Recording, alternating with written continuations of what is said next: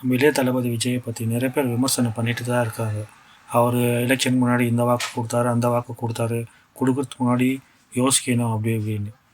இப்போது இதுக்கு முன்னாடி இருந்த 2 டிஎம்கேவோ சரி, ஏடிஎம்கேவோ சரி, அவங்களும் வாக்குங்க கொடுத்தாங்க, சத்தியங்க பண்ணாங்க, எல்லாம் செய்கிறேன்னாங்க. அவங்க மட்டும் வாக்கு கொடுக்கும்போது மட்டும் அவங்க எல்லாத்தையும் பண்ணிட்டாங்களா? அவங்க சொன்ன மாதிரி எல்லாம் செஞ்சு கொடுத்தாங்களா? அது மட்டும் ஏன் விஜயை மட்டும் குறை சொல்லிக்கிட்டே இருக்காங்க மக்களுங்க? இன்றைக்கி அரசியல் வரலாற்றிலேயே மாபெரும் ஒரு புரட்சியே வந்திருக்குன்னா, மக்கள் அவர் மேலே நம்பிக்கை இல்லாமல் அவர் அந்த நல்லது செய்வார், சொன்ன விஷயத்தை செய்வார், செய்யாமல் போயிடுவாருன்றதுனால அவருக்கு அவர் ஓட்டு போட்டாங்க. மக்கள் ஒருத்தர் தேர்ந்தெடுக்கிறாங்கன்னா அவங்க செய்வாங்க, அவங்க மேலே இருக்க நம்பிக்கையில் தான் வந்து மக்கள் ஓட்டு போடுறது. இவ்வளோ பெரிய 2 கட்சி மோதும் போது புதுசாக கட்சி ஆரம்பித்து உள்ள ஒரு நபர் இந்த அளவுக்கு சீட்டு வாங்கி ஓட்டு வாங்கி கெலிக்க முடியுங்களா? அன்று வந்து அறிஞர் அண்ணா, நேற்று எம்ஜிஆர், இன்று இளைய தளபதி.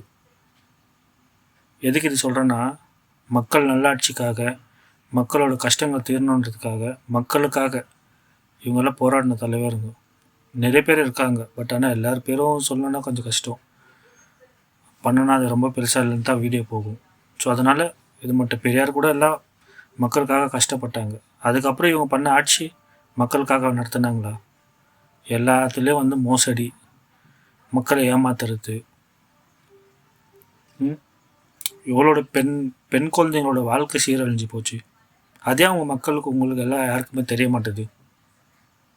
இப்போ கூட ஒரு பொண்ணோட பாவம் அது எல்லாருக்கும் தெரியும். உங்களுக்கு அவங்க ஒதுக்குற இடத்துல கூட ஒரு பெண்ணை வந்து பாலியல் கொடுமை பண்ணி அவங்கள கொன்றது கூட. அப்போல்லாம் அந்த ஆட்சி என்ன பண்ணிருந்துச்சு?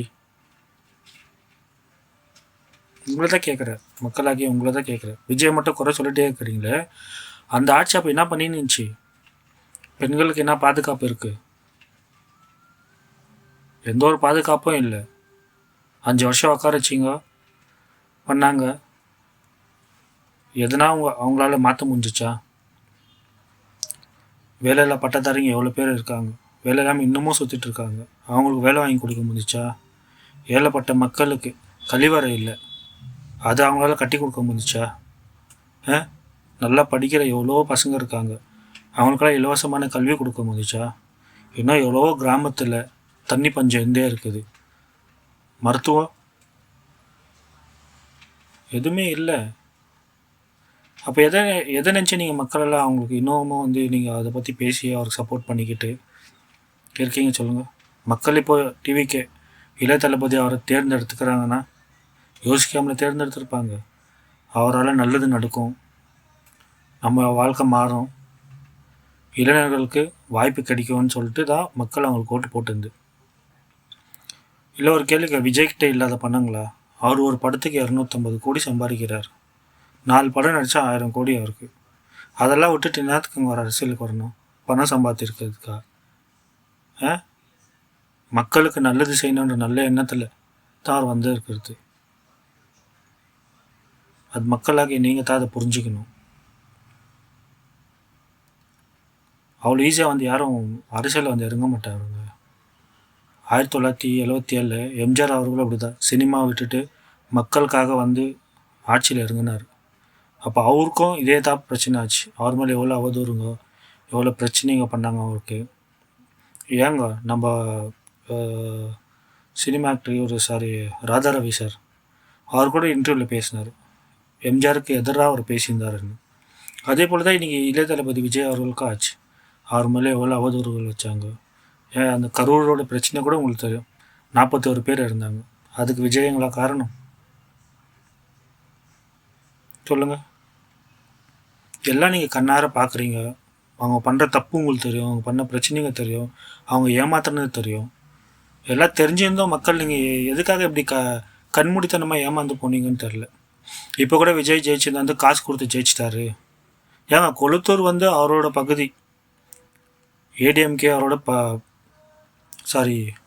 டிஎம்கேவோட தொகுதி. அது அந்த தொகுதியிலேயே விஜய் நிற்க வச்ச ஆள் ஜெயிக்கிறாருன்னா அப்போவே நினச்சி பாருங்கள், மக்கள் எந்த அளவுக்கு அவரை வெறுத்திருக்காங்கன்ட்டுன்னு, அந்த ஆட்சி எந்த அளவுக்கு தீய ஆட்சியாக இருந்திருக்குன்ட்டுன்னு. மக்கள் ஒன்றும் சும்மா யாரும் கண்மூடித்தனமாக இது பண்ணுறது இல்லைங்க. மக்கள் என்றைக்குமே வந்து சும்மா இருக்கிறாங்கனாக்கா சிந்திச்சுட்டு இருப்பாங்க. இவங்க பண்ண தப்பை தட்டி கேட்க ஒருத்தர் வரமாட்டாரான்னு. அதை மாதிரி தான் இன்றைக்கி வந்து இந்த விஜய்ங்க. அவர் எவ்வளோ இளைஞருக்கு இப்போ வாய்ப்பு கொடுத்துருக்காரு. ஏங்க இது கூட எடுத்துக்கோங்க, அவரோட வீட்டு டிரைவர் பையன், அவரை நிற்க வச்சு அவரை இன்றைக்கி எம்எல்ஏவாக நிற்க வச்சுருக்காரு. இதனால் அவருக்கு என்ன, அவர் சம்பாரித்து பண்ணி இவர் கொடுக்க போகிறாரா, இல்லை இவர் சம்பாரித்து அவர் கொடுக்க போகிறாரா? இல்லையே. விஜய் சொன்னதை செய்வார், கண்டிப்பாக செய்வார். அது மக்களாகி நீங்கள் தான் நம்பணும். குறை சொல்கிறத ஃபஸ்ட்டு நிற்க வைங்க. எப்போவுமே குறை சொல்லிக்கிட்டே இருந்தால் குறை சொல்லிக்கிட்டு தாங்க இருக்கணும். வாழ்க்கை மாறாதுங்க. மாற்றம் வேணும்னு விரும்பின மக்கள் ஓட்டு போட்டு அவர் ஜெயிக்க வச்சுருக்காங்க. ஒன்றும் சாதாரண இல்லைங்க. ஒரு புது கட்சி ஆரம்பித்து உள்ளே வந்து அது இந்த அளவில் அரசியல் வரலாற்றிலே பார்க்க போனீங்கன்னா மாபெரும் வெற்றி இது விஜய் அவர்களுக்கு தமிழ்நாட்டில். அதை 2 பெரிய கட்சி மோதும் போது அவ்வளோ ஈஸியில் ஒரு புது கட்சி வந்து உள்ளே ஜெயிக்கிறதுக்கு. மக்கள் அந்த அளவுக்கு அவர் நன்மை செய்வார்ன்ற நம்பி அவர் ஓட்டு போட்டனால தான் அவர் ஜெயிச்சு இன்னைக்கு வந்திருக்காரு. அது ஒன்றும் இல்லை, சிஎம் ஆகிறதுக்கு 118 சீட்டு வேணும்னு இருக்காங்க, 108 இருக்காரு.